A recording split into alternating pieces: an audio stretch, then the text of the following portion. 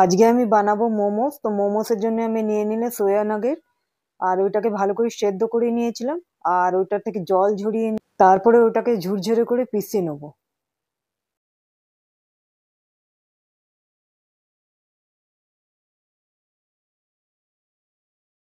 এবার তেলের মধ্যে দিয়ে দিলাম রসুন। রসুনটাকে একদম কুচি কুচি কেটে ওর মধ্যে দিয়ে দেবো। তারপরে যে সোয়া নাগেটটাকে আমি সেদ্ধ করে আর পিষে রেখেছিলাম ওইটা আবার দিয়ে একটুখানি ভেজে নেবো।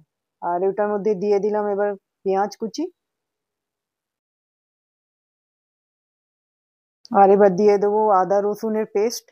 দিয়ে দিলাম নুন, গোলমরিচ পাউডার। এবার দিয়ে দিলাম সোয়া সস।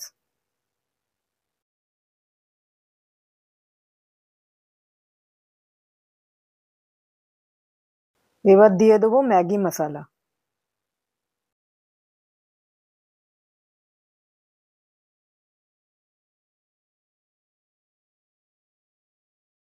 আর শেষে দিয়ে দেবো ধনেপাতা কুচি। আর এটা নাড়িয়ে চাড়িয়ে তার কিছুক্ষণের জন্য এটা ঠান্ডা করবার জন্য রেখে দেবো। এটা যতক্ষণ ঠান্ডা হচ্ছে ততক্ষণ আমি এর মধ্যে নিয়ে নিলাম ময়দা। ময়দাতে সামান্য একটু নুন দিয়ে দেবো। আর ময়ানের জন্য একটু দিয়ে দেবো রিফাইন তেল। আর একটু একটু জল দিয়ে এটা ভালো করে মেখে নেবো। আর এবার ছোট ছোট লেচি কেটে নেবো আর পাতলা করে বেলবো। আর সয়াবিনের যে স্টাফটা বানিয়ে রেখেছিলাম ঠান্ডা হয়ে গেছে, এটার মধ্যে একটু একটু দিয়ে একটা মোমোজের মতন ডিজাইন বানিয়ে নেবো। আর এখানে কড়াতে জল নিয়ে নিয়েছি। জলটা একটু ফুটে গেছে।